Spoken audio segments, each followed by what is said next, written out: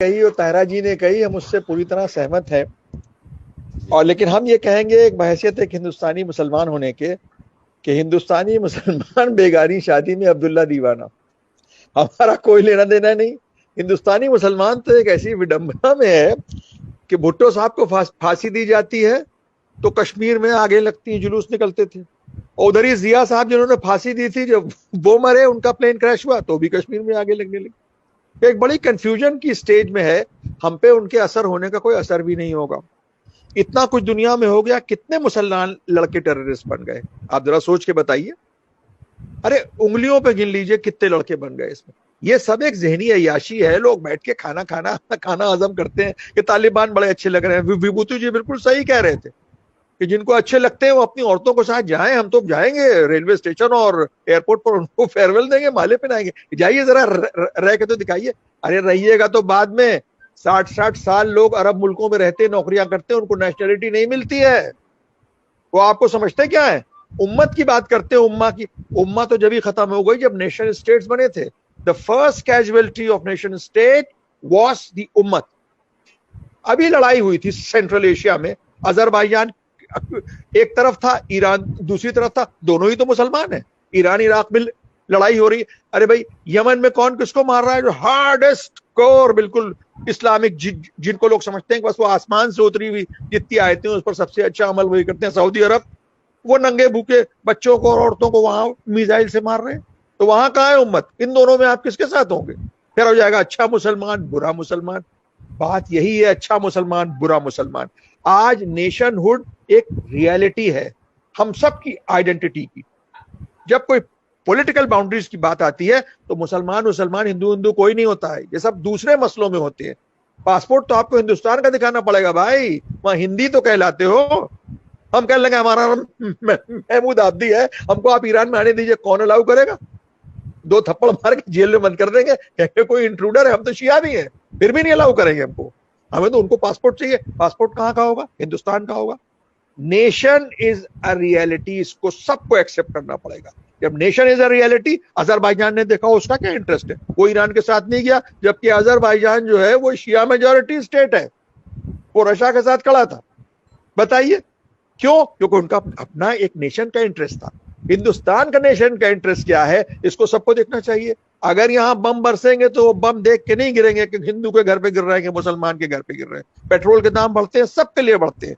इसलिए सब कम्युनिटीज को, चाहे वो हिंदू हो मुसलमान हो, सबको सोचना चाहिए कि इस पूरे बड़े समाज का हम हिस्सा हैं। सारी चीजें अच्छी बुरी जो है वो सबके लिए। और दूसरी, और रही बात इसकी, हिंदुस्तान के लिए तो बहुत अच्छा मौका है। बीच में एक बफर स्टेट है पाकिस्तान, जो हिलरी उन्होंने कहा था, मिसेस क्लिंटन ने पाकिस्तान से, बैकयार्ड में सांप पालोगे तो ये नहीं तुम्हें को कि वो उन्हीं को काटेंगे, पड़ोसियों को तुमको नहीं काटेंगे। जो उन्होंने पाला है उनको तो वही झेलेंगे। हमारे लिए तो बहुत बड़ा अच्छा मौका है कि बफर स्टेट पाकिस्तान है, वही झेलते रहे तालिबान को। जब वो उनको क्रॉस करेंगे तब यहाँ आएंगे तो देखा जाएगा। और ये कोई अफगानिस्तान की फौज नहीं है हिंदुस्तान की कि हथियार उन्होंने उठा दिए। हमने तो 1 लाख फौजियों के हथियार उठवाए थे, उनको जंगी कैदी बनवाया था।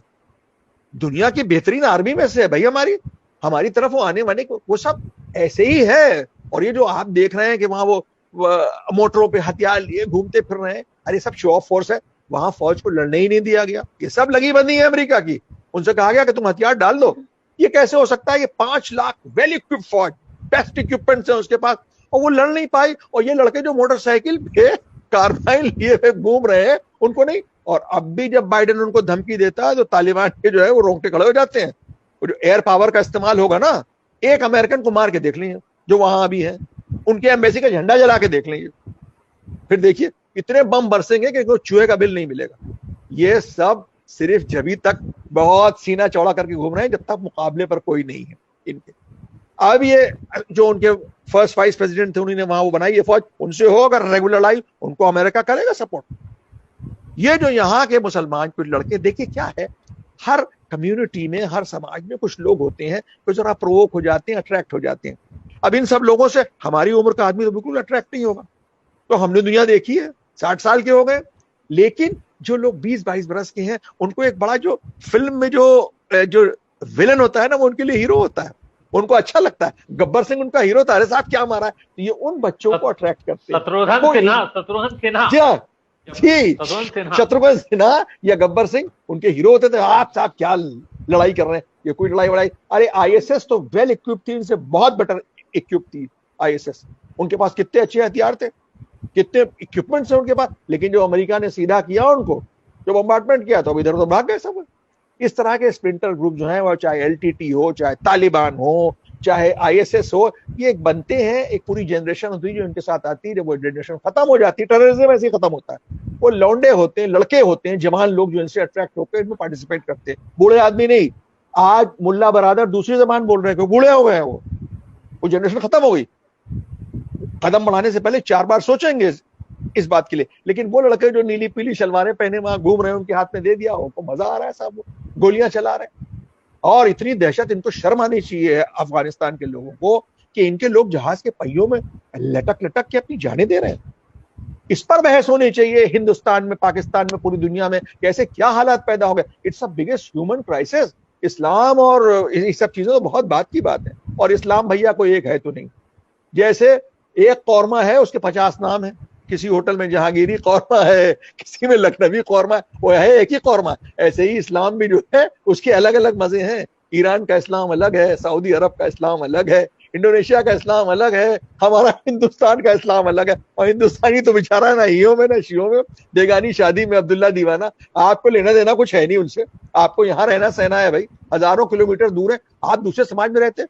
यकीन दिलाता हूं मैं आपको, अगर हिंदुस्तानी मुसलमान, जिनको बहुत जोश आ रहा है, वो मौलाना जिन्होंने लखनऊ से खत लिखा है, बड़ी तारीफ का उनको, उनसे कहिए आप जरा तशरीफ ले जाइए। अरे 2 रातें रह के तो उनकी आप दिखा दीजिए, नहीं रह सकते आप वहां। अरे दूसरा समाज है, हमारी इथॉस दूसरी है। यहाँ हम बिल्कुल मिलजुल के रहते हैं, सब में सबकी एक्सेप्टेंस है। आप जरा देखिए कितनी एक्सट्रीम्स है हमारी सोसाइटी में। यानी नास्तिक तक की एक्सेप्टेंस है यहाँ नास्तिक का गला नहीं काटते।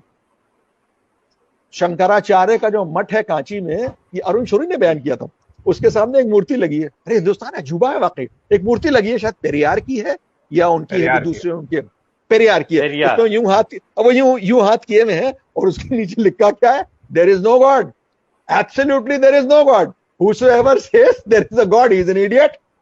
अब बताइए, ये कांची के आप किसी मंदिर मस्जिद के सामने या मस्जिद के सामने किसी मुल्क पे आके लगा सकते, गर्दनें काट दी जाएंगी आपकी। क्योंकि नास्तिक भी इसी समाज का ऐसा है हिंदुस्तान में, वो कहते हैं तुम्हें उतना ही राइट है नास्तिक होने का जितना हमें राइट है आस्तिक होने का।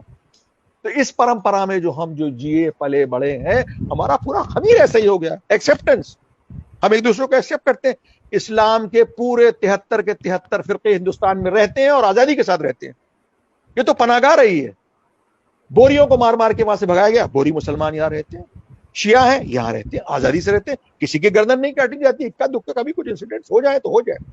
ये एक ऐसा महासागर है जो इसमें रह गया एक जनरेशन भी। ये जो रेफ्यूजीज यहाँ हैं अफगान, वो वापस नहीं जाएंगे कभी, वो अमेरिका से बेहतर समझेंगे इसको, जबकि यहाँ भुखमरी है, यहाँ इनइक्वालिटीज हैं, कभी कभी कुछ एबरेशंस भी होते हैं, झगड़े लड़ाइयां होती हैं। गुजरात में होता है, दिल्ली में अभी झगड़े।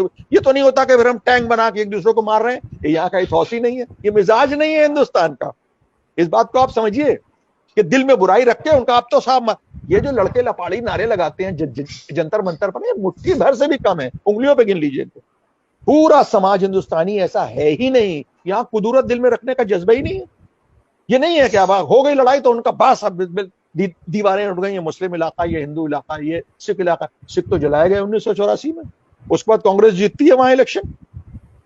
फॉरगेट एंड फॉरगिव की एक बहुत बड़ी परंपरा है, जिसको कहना चाहिए सनातन परंपरा है हिंदुस्तान की। सनातन सिर्फ पूजा पाठ का तरीका नहीं है, सनातन है जिसको सेक्युलरिज्म कहते हैं। सबको साथ लेके चलना, हर आदमी को राइट देना। हमारे दोस्त राजीव सक्सेना इंडियन एक्सप्रेस, अमरीश भाई जानते हैं, जर्नलिस्ट हैं, उनके फादर घोर जी मेरे साथ ही रहे जी जी मेरे साथ राजीव भाई हमसे सीनियर थे यूनिवर्सिटी में, उनके हम लोग बहुत जाते थे, वो भी मेरे क्लास फेलो रहे। जी हम भी डिबेटर थे, न्यू हैदराबाद में कॉल्विन के पीछे रहते थे वो लोग। तो हम जाते थे, तो उनकी मदर जो थी वो साहब घोर सनातनी, हर दूसरे दिन उनका व्रत होता था, और फादर उनके उतने ही कट्टर आर्य समाजी। वो चाय लेके आई, हमने कहा आंटी आप चाय नहीं पियेंगे? उनका मेरा व्रत है। वो क्या क्या कहते थे, राजीव से पूछ लीजिएगा। वो कहते थे अरे ये पागल औरत रोज व्रत रखती है, जरा इसके भगवानों को देखो, किसी का हाथी का मुंह है, किसी का घोड़े का मुंह है, किसी का बंदर के, आपस में बात कैसे करते होंगे बताइए। ना उनकी तलाक हुई, ना उनमें कोई झगड़ा हुआ, सब साथ में रहते थे। ये परंपरा जो है ये मुसलमानों में भी आ गई है, एक्सेप्टेंस। यहाँ एक दूसरे की गर्दनें नहीं काटते हैं। सोशल मीडिया पे तो गालियां दे लो शिया सुन्नी एक एक दूसरे को, मगर अगर बहुत ज्यादा आगे जाओगे तो you will feel out of place. यहाँ के वही नहीं, परंपरा ही नहीं है, एबरेशंस होते हैं कभी कभी। इसलिए हिंदुस्तानी मुसलमान तो मुस्लिम वर्ल्ड में फिट इन हो ही नहीं सकता है। विल बी मिसफिट्स देयर, क्योंकि हम तो बिल्कुल डिफरेंट हो गए ना। हम तो एपीजे कलाम यहाँ पर पैदा हुआ है भाई। ये बात आप क्यों नहीं सोचते? जो ये कहते थे कि I am not a bachelor, I am a Brahmachari. APJ Abdul Kalam कहते थे I am not a bachelor, I am a ब्रह्मचारी। तो एक बहुत बड़ा वरदान हम लोगों के लिए है कि हम लोग हिंदुस्तान में पैदा हुए, और मेरा पूरा यकीन है, हम ये नहीं कहते कि हम सबसे अच्छे हैं, जब दुनिया का बेहतरीन मुसलमान जो है वो हिंदुस्तान में रहता है, क्योंकि हम एक कॉम्पोजिट कल्चर में पैदा हुए हैं। हम रामायण के बारे में भी जानते हैं, हम गीता के बारे में भी जानते हैं, हम बाइबल के बारे में भी जानते हैं, हम गुरु ग्रंथ साहब के बारे में भी जानते हैं, एक्सपोज्ड है। कुछ लोगों को होस्टेज बनाया था इराक में, उसमें कुछ सरदार जी थे, उनसे कहा कि तुम नमाज पढ़ाओ, वो ये समझे कि ये कोई मौलवी है सरदार जी बेचारे, और सबको कुरान दे दिया, पढ़ो। वो बेचारे हिंदू पंजाबी, उनको क्या आता है कुरान पढ़ना? उनको मालूम ही नहीं कि इसके अलावा भी कुछ होता है। उनका कोई एक्सपोजर नहीं है। वो समझते सब मुसलमान है, पूरी दुनिया समझते हैं कि सब मुसलमान ही रहते हैं। इनके पगड़ी बंदी है, काली पगड़ी बांधे तो मौलाना है। तो इतने कम एक्सपोज लोग हैं, इसीलिए उनको, जो लोग यूरोप में जाके सेटल हो गए, वहां भी एबरेशन है, उनकी अपनी प्रॉब्लम है, जो वहां बम फाड़ रहे हैं और लड़कियों को छुड़ रहे हैं और लोगों को कर रहे हैं, सता रहे हैं, लेकिन वो एक अलग उनका मिजाज हो जाता है। दुनिया में जो कॉम्पोजिट कल्चर में लोग रहते हैं, हम लोग बहुत डिफरेंट है। ये कुछ यूं ही बातें हो ले बड़ा एडमायर करते हैं कि तुम्हारे यहाँ आ रहे हैं मोहल्ले में तालिबान, तुम्हारी बहनों को उस तरह से संटियां मारने के लिए, देखें कौन उसको एक्सेप्ट करता है। आप बताइए, कोई करेगा उसको? ये सब कहने की बातें, सब ये ज़हनी अय्याशी है यहाँ लोगों की। वो खाना हजम करने की बातें, 4-5 लड़कों को उलार कर देंगे, वो कभी कुछ हरकत कर देंगे और सब भाग जाएंगे अपने घरों में। एक बयान देते हैं, दूसरे बयान जब देखा कुछ ज्यादा रिएक्शन हुआ तो पलट गए फौरन, कहना हमारा ये मतलब नहीं था। मतलब आपका ये होना चाहिए कि नेशनल इशू है, जो भारत सरकार का एटीट्यूड होगा इसके लिए, वो पार्लियामेंट पे हम करेंगे डिस्कस, उसकी पॉलिसी को हम क्रिटिसाइज भी करेंगे, डिस्कस होना चाहिए पार्लियामेंट में। लेकिन अगर स्टैंड गवर्नमेंट ने ले लिया नेशन के इंटरेस्ट में, तो हर हिंदू मुसलमान सिख ईसाई सबको सपोर्ट करना चाहिए, क्योंकि तालिबान बाउंड्री देखेगा, हिंदू मुसलमान और कुछ नहीं देखेंगे। युगर पे तो उन्होंने कर लिया समझौता, वहां तो उनको जेलों में बंद करके रखा है, किया है कि नहीं किया शिनजियान में? उनकी अपनी, इसका मतलब मालूम होता है कि उनकी अपनी लोकल नेशनल रियलिटीज हैं। वो अफगान पहले हैं, मुसलमान बाद में हैं। अफगान पहले हैं, इसलिए हम भी हिंदुस्तानी है और मुसलमान, हिंदू हिंदुस्तानी है, मुसलमान। इस जज्बे को प्रमोट करना चाहिए। और ये मीडिया से हम कहेंगे बिल्कुल ऐसे फालतू लोगों को जिनकी 5 आदमियों की फॉलोइंग नहीं है, अगर आप अपने चैनल्स पर उनको ना बुलाएं, जो ये कहते हैं कि बिस्मिल्लाहिर्रहमानिर्रहीम बड़े अच्छे हैं तालिबान साहब और बड़े नेक हो गए, अच्छा तो चले जाइए ना, वहां चले जाइए, कम से कम एक जुमे की नमाज ही पढ़ाइए वहां आप जाके। जरा आपको एक रात नहीं रह सकते आप वहां, शहरियत नहीं देते साहब। 50 बरस से लोग सऊदी अरब में रह रहे हैं, नेशनलिटी नहीं मिलती है। उम्मा है ना, जो अभी विभूति जी ने कहा था, उम्मा है ना, तो उम्मा क्या है? हम मुसलमान हैं, हमको दो नेशनलिटी, कभी नहीं देते। वो यमनी पहले है, ओमानी पहले है, अबूजाबियन पहले है, उसके बाद है मुसलमान। वो इतने झंडे होते हैं हज में। इस्लामिक कॉन्फ्रेंस को आप देख लीजिए, ऑल इंडिया जो इनकी ये जो इस्लामिक कॉन्फ्रेंस है, उसमें सबके झंडे अलग अलग क्यों रखते हैं? एक झंडा होना चाहिए सब मुल्कों के झंडे। इस्लाम का झंडा कौन सा है, इनसे पूछिए।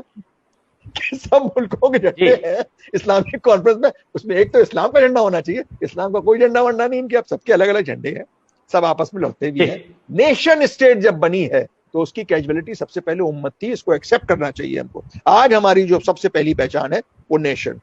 तायरा जी बैठी हैं, इनका खाने पीने का तरीका, इनका बोलने का अंदाज देखिए, सर से नहीं ढके हुए हैं। यहाँ का तरीका कोई जरूरी नहीं है, मस्जिद में जाएंगी, मजलिस में जाएंगी तो ओढ़ लेती है, हमने इनको देखा भी है। लेकिन ये कि इनका आजादी से बोलना, इनका लिबास, इनका खान पान, ये सब यहाँ का है भाई हमारा। इसमें हिंदू मुसलमान में कोई फर्क है ही नहीं। नॉन वेजिटेरियन मुसलमान भी होते हैं, वो हमारी तरह गोश्त खाते हैं, हम तो वैसे ज्यादातर वेजिटेरियन ही है। तो हम दूसरा खमीर बदल गया। अरे हम लोग 500 बरस से यहाँ रहते हैं, 2-3 जनरेशन में रंग बदल जाता है हमारी। तो फर्स्ट जनरेशन हम बॉम्बे आए हैं, हमारे बच्चे तो एक ही जनरेशन में पूरे बम्बैया हो गए, पूरे बम्बैया हो गए।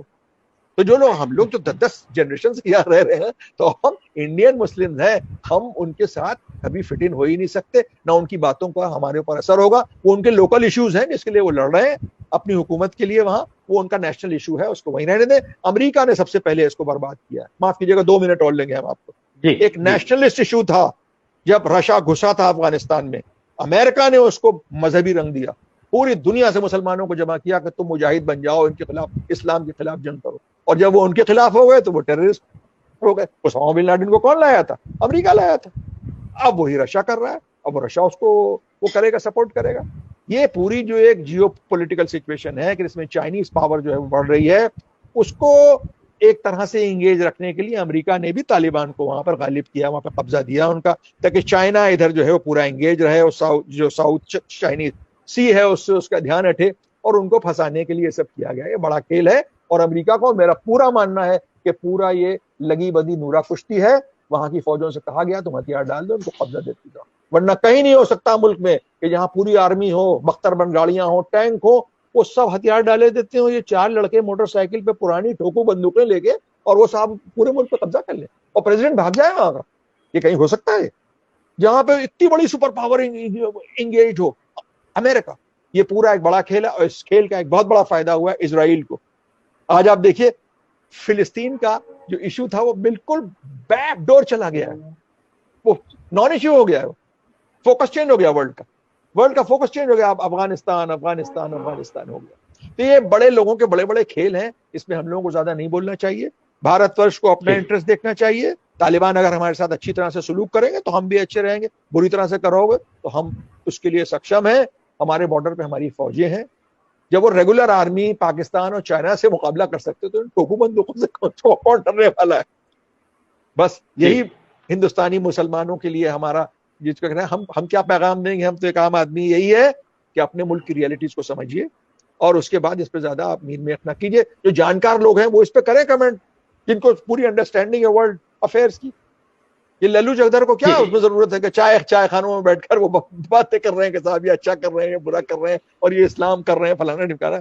जैसा मैंने पहले कहा कि कौरवे की तरह से इस्लाम भी जो है वो 36 रंग का है, कहीं जहांगीरी है, कहीं सुल्तानी है, कहीं अवधी है, कहीं कुछ है, वैसे ही हो गया। तो अपनी अपनी तरह से कर रहे हैं लोग। किसी को अगर बहुत हमदर्दी है तालिबान से तो उनसे कहिए आप मत तशरीफ ले जाइए, आपके लिए प्लेन हम फ्री दे रहे हैं और आपको 21 तोपों की सलामी देंगे और बैंड बजाएंगे एयरपोर्ट पे। आपका विदाई समारोह होगा, जैसे गवर्नर को रुखसत किया जाता है। आप जाइए, वहां रहिए, एक हफ्ते के लिए भेज रहे हैं, जरा रह के आइए। बस हम बिल्कुल खत्म करते हैं। जी अच्छा जी अनिल जी, आदि जी ने इतनी बढ़िया बात कही। इससे तो जो एक खास पार्टी यहाँ ध्रुवीकरण की कोशिश करेगी, ऐसी बातों से तो ध्वस्त हो जाएगा पूरा मामला ही। इसका